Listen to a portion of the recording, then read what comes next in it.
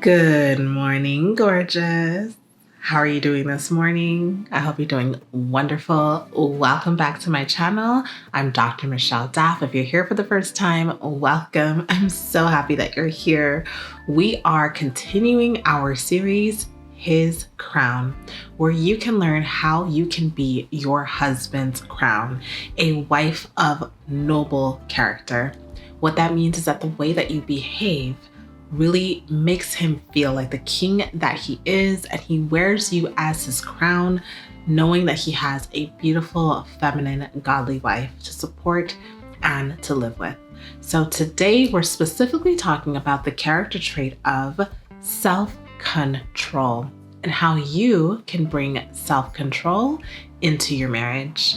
This is one of those topics that can be very challenging because self-control is something that most of us at some point in our lives do struggle with. But this is one of the things that can truly impact our marriage. It can make or break it. Self-control can truly seep into our marriages in ways that can really make or break it. And I don't want it to break.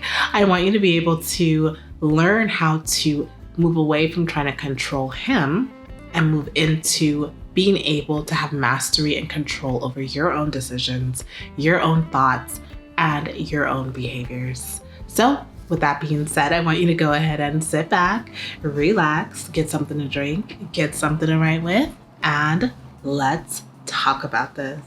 Now, a helpful word from today's sponsor, BetterHelp. As you are on your way to becoming the woman you know you've always desired to be, do you feel like there are some things that are holding you back? Are you aware that there may be some things interfering with your happiness? Well, having someone to talk to about how you're feeling can help you on your road to rediscovery. As the world's largest therapy service, BetterHelp connects you with a licensed therapist who is trained to listen and give you helpful, unbiased advice. Starting therapy can be hard. The right therapist for you may not be in your area. And some people find the face-to-face interaction of therapy uncomfortable. With BetterHelp, you can have your therapy sessions as a phone call, as a video chat, or even via messaging if you prefer that. Whatever is the most comfortable version of therapy for you. To get started, you fill out a questionnaire to help assess your specific needs. Then you will get matched with your therapist, in most cases within 48 hours or less. If the therapist you're first matched with doesn't feel like the right fit, which can be common when starting therapy, you can easily switch to a new therapist at no additional cost without stressing about insurance, who is in your network, or anything like that. If you think you might benefit from therapy, consider BetterHelp. Click the link in the description or visit betterhelp.com/Dr. Michelle. Clicking that link helps support this channel, and you will also get 10% off your first month of BetterHelp, so you can connect with a therapist and see if it helps you. Thank you so much, BetterHelp, for sponsoring this video today. When it comes to learning how to control yourself as a beautiful feminine woman, as a godly wife, as your husband's crown, this is something that is rooted in behaviors. This is something that can truly come from experiences that you've had in your past. It can come from your personality. It can come from different areas, maybe different issues that you struggle with your emotions, maybe mental illness. There are things that can truly impact your ability to be able to say, no, I shouldn't, I won't. Even things like ADHD. So there are lots of factors with this particular fruit of the spirit. But one thing I want to say at the beginning is that this is not something that you have to do by yourself. This is not something that you are fully saying that I'm going to make myself do this. I'm going to make myself stop doing this. The fruit of the spirit is the evidence of God inside of you. It's you releasing your control to God to say, I need help with this area. Please help me. So you're inviting God to help you to control yourself, because most of us really aren't able to control ourselves. Not able to control how much you're eating, not how much you spend, how you use your mouth, the things that you say, gossiping, drugs, alcohol. There are so many things that we as human beings struggle with on our own. And if we don't invite God into these things, we really can't ever stop. It just gets worse and worse and worse. So I want you to know right away that these are the fruit of the Spirit, where the Lord is manifesting himself through you into your marriage. So one of the areas, and I'm going to talk about maybe 4 or 5 different areas and examples of ways that you can practice more self-control in your marriage. But one of the biggest areas that truly impact relationships and marriages is not being able to control your curiosity. If you're in a marriage where maybe you're seeing your husband doing some things that could be a little suspicious, maybe you are feeling insecure about things because of life circumstances. Maybe you gained a lot of weight and you don't feel attractive. Maybe he's been really busy and so you think he's not interested in you anymore. Maybe you are in a place where you're not communicating as much. And so you're wondering if he's communicating with someone else, or maybe he got involved in some sort of activity or club and you're not part of that. And so you're just really curious as to what goes on behind the scenes. Maybe you have a husband who works in a certain career where you don't get a lot of insight into what he's actually doing, and you want to know. You're curious. He doesn't talk to you about these things. Perhaps there may be certain things going on with his family, and you don't get involved, or you're not invited, I should say, into those family discussions. And so you want to know. You're curious. Curiosity can be one of those areas that can pull us into losing our control, or we feel like we are so overtaken with the feeling of wanting to know that we overstep boundaries. And with every single thing in our lives, there should be boundaries. The Lord gave us boundaries. When he created the earth, he separated the dry land from the water, the sky from the earth and the water. I mean, everything has been separated because God respects boundaries. God puts boundaries in place so that we know where we end and where someone else begins. Boundaries are also important in marriage. And when you struggle with self-control, you will struggle with overstepping your husband's boundaries. So what that looks like in terms of curiosity is if you have a habitual behavior of going through his stuff, going through his belongings, his suitcase, his cell phone, his laptop, his pockets, if you do his laundry, if you're someone who is actively, constantly seeking to find something, this is an area that really needs to be pulled in, because this comes from a lack of trust. This comes from insecurity. This comes from maybe even things that he has already done in the past, and they're creeping up constantly. So any little sign of it, you want to investigate. This can be you going through all of his comments on his social media, or going into his inbox, and all of these things that, when you think about it, you have to ask yourself, why am I in this position where I am doing these things? And get to those core issues instead of spending time in strife and worry and anxiety and in lack of self-control. So when you are practicing self-control as his crown, then you are respecting his boundaries. Now, when we talk about self-control, it is one of those areas where we have to think of these behaviors as habits, things that we're doing habitually. If you do something one time or in a very rare circumstance, it's not normal for you. Like, that's something that you're acting out of character. These are things that you are doing constantly, or you are wanting to do constantly, you are thinking about constantly. This is where self-control really takes root, is you're not able to stop and say, should I do this? When we're practicing self-control, we are saying to ourselves, what happens if I do this? If I go through his phone, what could happen? He may not trust me anymore. We may get into a big fight. This can blow up and bring about other issues and become a bigger issue than it is. I may find something that I don't want to find. I may find nothing and then be left with a lot of guilt and shame. I may end up having a habit of doing this consistently. I may lose my own sense of self by doing these things. I mean, there are so many things to weigh. And then it's like, okay, what's the good side about me going through his phone? I'll feel more comfortable knowing that he's not cheating and he's not doing whatever I think he's doing. But the truth is, it won't make you feel more comfortable. If you really believe that he's doing those things, it won't actually work. You're just going to think, well, maybe he deleted it. Maybe he talks on his friend's phone. Maybe he doesn't talk on the phone at all. He just sees the person. Your mind will just search for new avenues to get whatever it is you're seeking. So you doing that doesn't even solve the issue. The issue is much bigger, but it can create serious problems for yourself and your marriage. So practicing self-control looks like you saying, I really want to look through his phone because it's right there and it's unlocked and I saw someone's name pop up. I don't know who this person is, but I'm not going to do it. I may ask him instead, oh, who is Cynthia? Who is Raquel?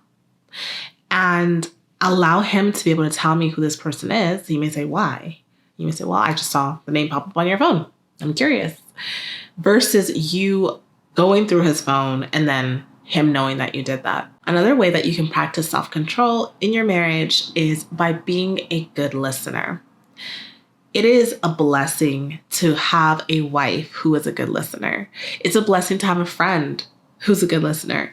Anyone who truly knows how to listen is a blessing in another person's life, because we live in a world where everyone has like their own agenda. People have so much going on within their minds, within their lives, and we like to be able to pour out, to share, to seek comfort in other people. And it's very difficult when you're in a vulnerable moment, or you just have a thought. Maybe you're not vulnerable, but you just want to share something, and the person that you're sharing it with can't seem to actually listen to you. It can bring about feelings that make you feel disrespected, unheard, unimportant. And yes, it may sound really minor, but in reality, when this becomes, again, a habit, it shows that you truly don't value what this person is saying. It is very, very stressful to have conversations with people who are not good listeners. And when you're not a good listener, it means that you're not allowing the person to speak. And if you do allow them to speak, you're not actually listening to hear them, to hear the core of what they're saying, why they're saying what they're saying. So if you're constantly interrupting your husband when he's speaking because you have an opinion, you don't think that it's true, whatever he said, you have an answer to the question, whatever it is, if you're not allowing him to even finish his thoughts, this shows that you don't have self-control. It means that you need to work on holding your tongue, holding your thoughts, holding your opinions, holding your comments until he's finished. It also means that you don't respond right away. You are quick to listen, but you're slow to speak. When you're slow to speak, you are waiting to be able to really digest whatever he said and maybe think about why he's saying that to you. Instead of reacting, taking the time to digest the information and then responding. This shows that you are really hearing him. You're not just hearing the words, but you're hearing him. And as his wife, he wants a woman who can see and hear him, not think the worst of him, not be ready to fight, not just, want drama. One he can actually speak to, and the person's willing and ready to hear him and address him, the man, not just addressing the issue.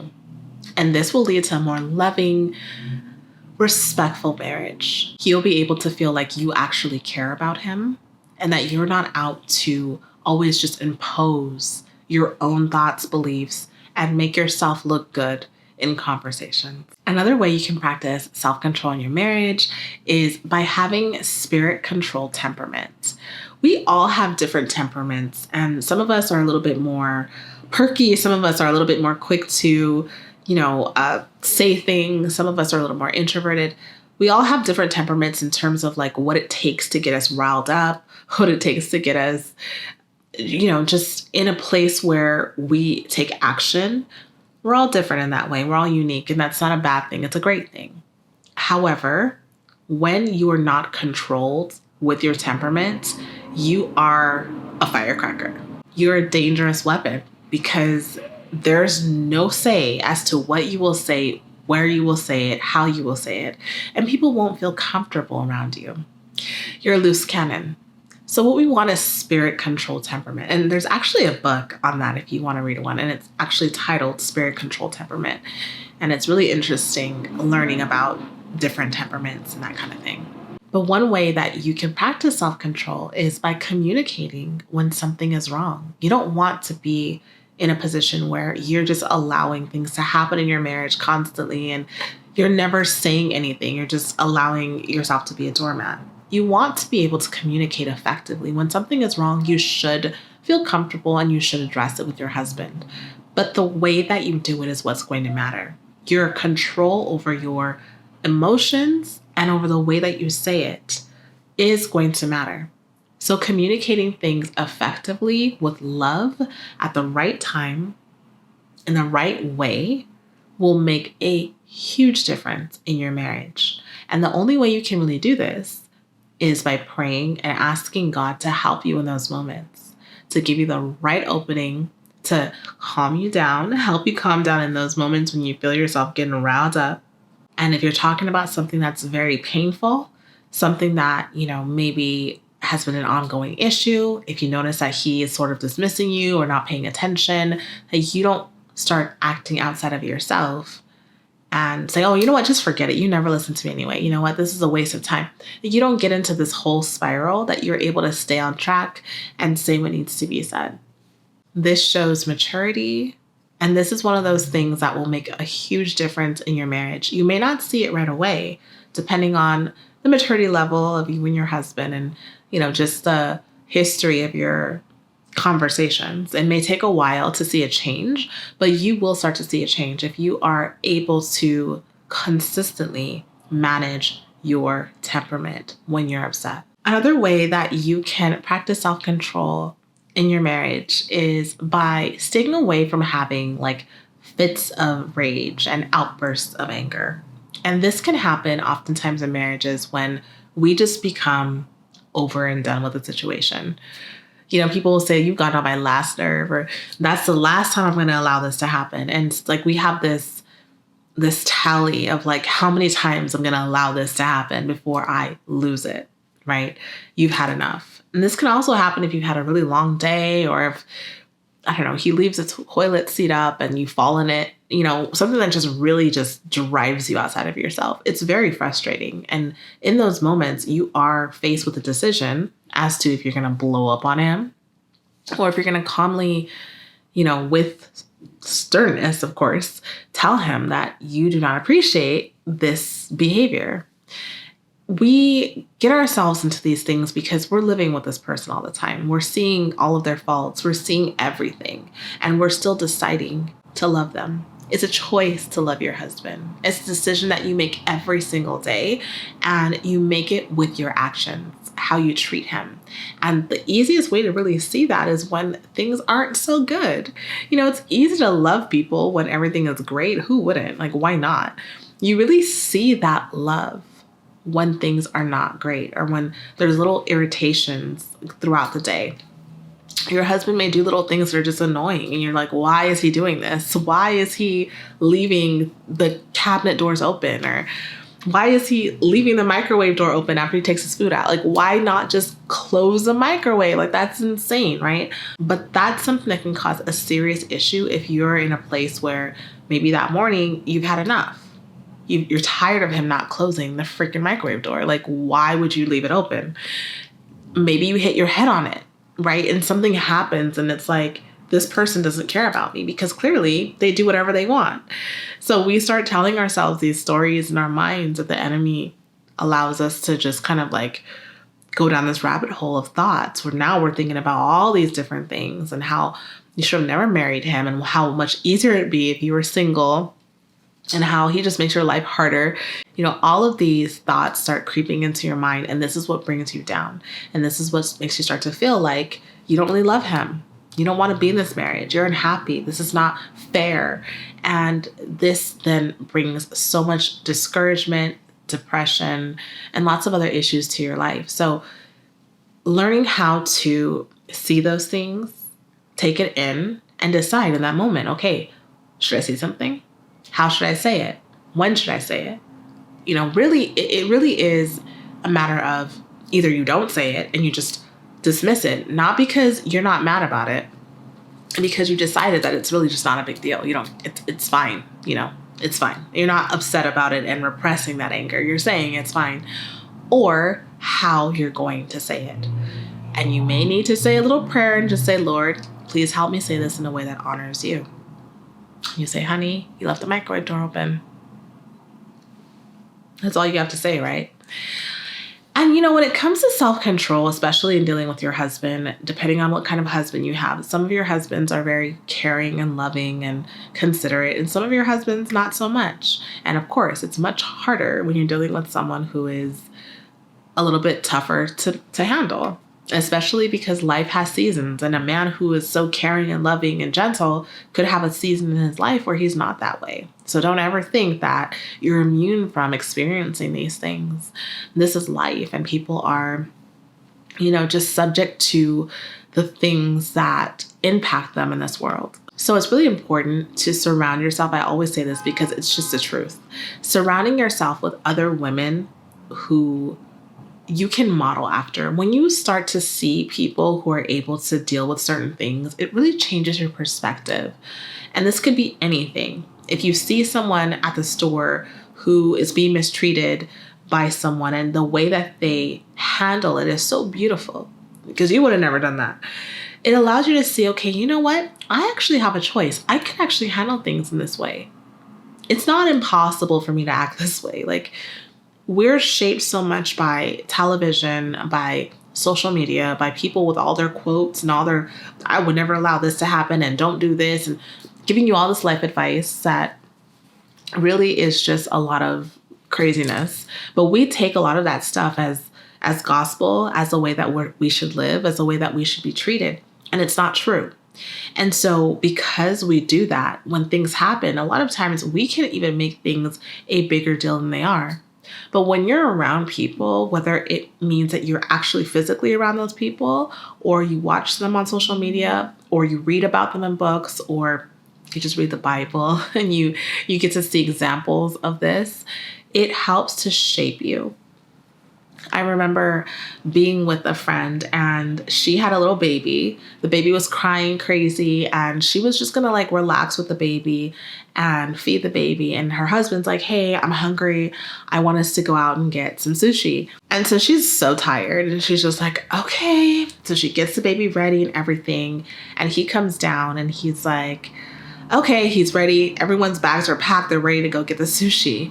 And he sits down on the couch and he says, can I just rest for 20 minutes? Can I just take a short little nap? And she's just like, are you serious? I just spent 30 minutes getting this baby ready, packing all the food, getting, how much work it takes to get a baby ready to leave the house. And you tell me that now you want to take a nap? And you could see it on her face that she was just so irritated. But the way that she handled it, she just said, okay, how long do you think it's going to take? But the way she handled that situation, I was shocked. I was like, but it was so powerful for me to watch that interaction happen. And he actually never got to take a nap because we all decided we're going to all go out together. So he was forced to go out. But that was such a beautiful thing for me to witness because I got to see how a person could behave in that situation. Is she going to go off on him? Is she going to say, why? What do you mean? I took all this time getting the baby ready. Are you serious? She could have gone off on him. She could have rolled her eyes. She could have had an attitude with him, but she didn't. She didn't show her normal human reaction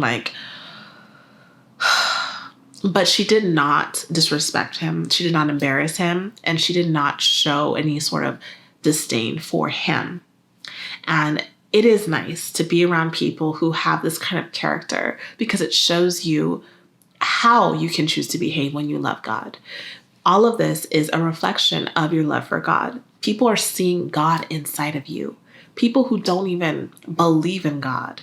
people who don't believe people love them. You may be the only person that they get to see. And when you're married to that person, you are a gift to them from God. When you're in Christ and he's living through you, you're a gift. And that gift is something that he does not deserve, but he's having anyway, just like you don't deserve so many things that God gives you. So in those moments, as difficult as it is, those are the moments that truly stretch your marriage. Those are the moments that heaven smiles on you. Those are the moments that open up blessings for you that you could never imagine will come your way, because you are breaking out of the norm. You're breaking out of the bondage of being a slave to your emotions and everything that you want to say and everything that you feel. And you're acting higher. You're seeking the kingdom of God's ways, lifestyle, and behaviors. And this is how you truly see heaven touch earth in your marriage. And this is how your husband, supernaturally, it's not something you can explain, but he will also start to see you differently and start to change. And of course, self-control is something that many people struggle with, because we live in a society that tells us that we have to be a certain kind of way, that we shouldn't allow this, that, we deserve to be this and this and this and that. But let me tell you, a lot of people struggle with self-control because of their own sense of pride. Many people have so much pride in themselves. And because of that, they're not able to take a step back, weigh the decision, and decide how it's going to affect their marriage. It's just whatever makes them feel good in the moment, getting whatever it is off their chest in the moment, spending all this money. Like, you may have a husband who is really trying to build a family in a certain direction, but you're spending so much money, wasting money on all of these things, that you're setting the family back financially. Your lack of self-control with spending is hurting your family. These little things are small, but serious. And every single area in your life really should be under the direction and the power of God. Everything. Self-control in every single thing. Sometimes you may need to go see a therapist because these issues are so deeply rooted. You may have lack of self-control because there are triggers that you have based on things that have happened in your life. And so every time those buttons get pushed, you act in ways that you can't even believe you acted in. You say things that you didn't even know could come out of your mouth, right? Because you were triggered. So there are things that you may need to see a therapist for, and that is something you do need to explore, because if you don't, you are saying that your marriage, your life, isn't worth it. We're all works in progress, and we all have different things that we struggle with. If you have the luxury, the ability to see someone to help you through these things so that they're not issues anymore, why not? So I encourage that for everyone. But I hope that this video was helpful to you. I hope that you just know that this is something that can be fixed. It can be changed. God is so powerful. There's nothing he cannot do. And from personal experience, I was someone who really struggled with self-control in terms of the things that I would say. And I just had to say certain things, even though I knew. I actually weighed the decision. I'm like, okay, if I say this, but I would still say it. And I thought, okay, this is bad. I know that this is bad and I'm still doing it. So what is the answer? And the answer was allowing God to take control of my tongue, take control of my choices. And he really did. To the point where now it's such a blessing that I'm able to truly wait, listen, take things in. And it has been a blessing for my marriage. And I know it will be for yours too. So I pray that self-control is something that you can try to reel in and bring to God, continue this conversation with him, and hopefully you will be able to see a change in your life. I thank you so much for watching this video, taking time to be here today. I love you all so much. I am recovering from a cold, so I hope that the next time I see you, I'll be feeling a lot better. I will talk to you soon, and remember that in all things you do, make a feminine impression. Bye-bye.